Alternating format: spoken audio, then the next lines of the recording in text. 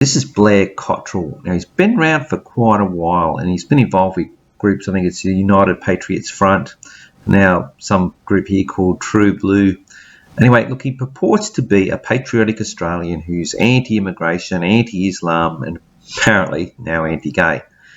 Now, under those banners, he presents himself as a right-wing conservative trying to save Australia.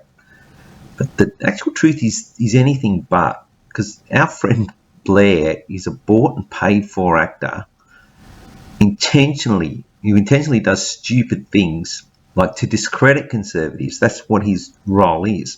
He's a bit like those infiltrators that used to turn up at Trump rallies during his election, and they'd like pretend to be Republicans, and they'd have hateful T-shirt messages.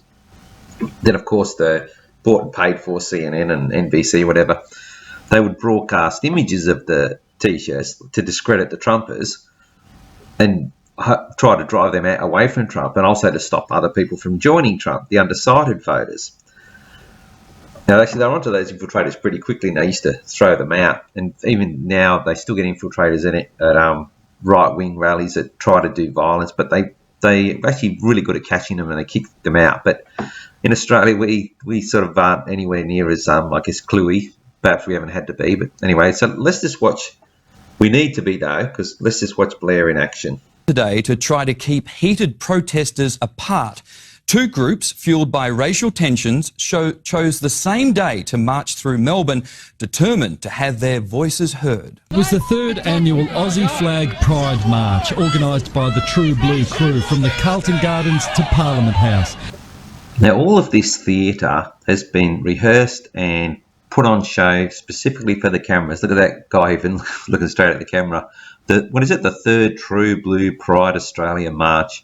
Now, what's it going to set out to achieve? Absolutely nothing, except to carry on like idiots and discredit the right, as you'll see in a minute. You'll see Blair's stellar performance in a minute. The campaign against racism and fascism says the True Blue crew is dangerous. People who worship Hitler, people who have swastika tattoos on them. So in addition to Blair acting out his role, we've also got this little thing acting out her role. She associating True Blue Aussies with Nazis. Oh, that's a good little psyop message there, isn't it? And even the script reader from the bought and paid for media says, oh yes, this group has been said to be dangerous. So in addition to Blair, which is coming up, we've also got her in action. But police blocked the left from approaching the right from behind. So when they reached Parliament, plastic barriers and hundreds of police stopped violence. So the police had read the script of this theatre that was put on, and they got their people ready into position, and they all got ready for the cameras and action, and they've just run all this theatre. Look, not everyone there is in on it. Obviously, it just takes a few people who can convince idiots to participate, and they actually genuinely believe the left and right causes. They actually get caught up in it. The most inflammatory thing is that there are actual neo-Nazis that are walking through Melbourne. And little Tess got him one last shot there, and here's Blair about to deliver his killer blow. Jeez, he's a good performer, I've got to admit that. I don't think it's in their best interest to try to hurt someone like me. I don't think they're capable of summoning into their service as much violence as I am. There's a pumped up Blair. Geez, looking pretty cut, he's been to the gym lately. He's got a lot of spare time on his hands. Don't know how he's earning a living. Oh, yes I do, by doing this sort of stuff. There he got to deliver his carefully scripted line that he's prepared to be violent. They can't summon enough violence as what I could. So the neo-Nazis, they're racist and all this sort of bigots, and also they're violent. And that message was across this story pretty good. And that's to discredit actual conservatives. And here he is, my favourite sellout, Mr. Carl Stefanovic, and he's about to deliver another performance by Blair Cottrell. Well, a disgusting video has emerged of a... The video has emerged. You're not going to let us know how the video got to you, Carl, and how you're about to screen it right in the morning of breakfast television, just full HD, ready to go. You don't want to explain how you got that video? Performer in Melbourne's Federation Square being attacked by a far-right group. There's big, tough, beefy Blair about to swing into action, as Carl calls it, a far-right group. Well, what up, boys? Because the leader of the United Patriots Front, Blair Cottrell, didn't like what the busker was wearing. Oh, this has turned into absolute gold, because apparently if you're on the right wing, they say far right, but yeah, it's the right wing really, isn't it, all of them? You don't like, if you don't like what someone's wearing, you attack them. apparently. But this is all about discrediting and trying to stamp out right-wing, because sensible right-wing discussion like Corey Bernardi's Conservative Party, they're against debt and against globalism. And this TV station is famously owned by Goldman Sachs, the globalists. That's why they're staging all this and airing this ridiculous attack, as if this would ever happen. And isn't it fortunate they've got high-res cameras to catch the vile attack of these right-wingers? Oh, give me a break. Take a look at this. What's happening here? You want to have a fight or something? Piss off, mate. You're not welcome here. There's kids here. What are you doing? I'm doing a show! You... Please! Do you rely on the police? Also, it's important to note that the guy that is apparently under attack, he's in on this too. He set himself up there, and these guys conveniently stumbled upon him. No, it's all scripted. They've turned up and he's yelling out police, and they've got the cameras rolling. So it's all just theatre. It's all just staged garbage. And even like what he's wearing, kids aren't. I mean, it's like a kid's costume, if anything. Like a Blair Cottrell, kids are, what are you wearing? Kids are here. God, make it out like he's ultra-conservative. He's anything but. Yeah, it's pretty wild stuff. We're joined now by 3AW's Neil Mitchell. Neil, good morning to you. They brought in Neil Mitchell. God, he was front and centre in Burke. They really roll him out for all of this sort of stuff, don't they? And look, again, it's in Melbourne. Everything is in Melbourne. I think that's because the police are totally controlled. There isn't any of this psyop appearing in, it could have happened in Brisbane, Adelaide, Sydney even, Canberra. This could have happened anywhere, couldn't it? No, it's always in Melbourne because they need to control the situation, set it up, tell the police we're going to be doing this, and the cops go, oh, that's okay. They haven't got the cops on board as much in the other capital cities. All right, let's listen to Neil.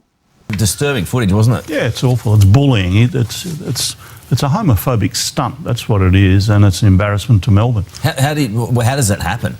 You would think a radio announcer that is meant to be able to think on his feet and deal with callers of all different denominations, and that wouldn't need a script, but no, this is very important, this little story here, and there's Neil studying the script carefully to make sure he does not get it wrong.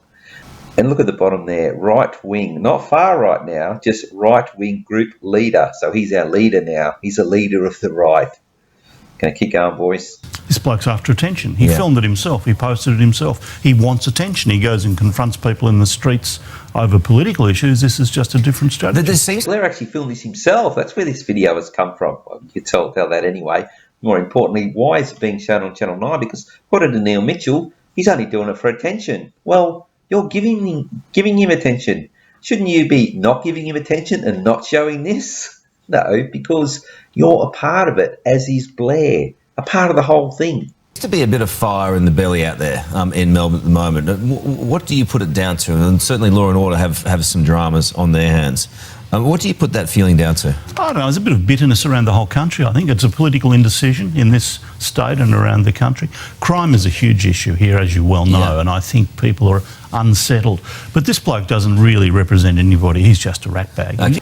No, now Neil surprises there by actually inserting some honesty. He doesn't represent anybody, but he only says it just the one time, whereas the intro was that he was far right, according to Carl, and all across the bottom it's got right wing, which is contradicting what Neil just said. So what does Neil say? Oh, look, you've got right wing up there. He doesn't represent them. Why have you got it?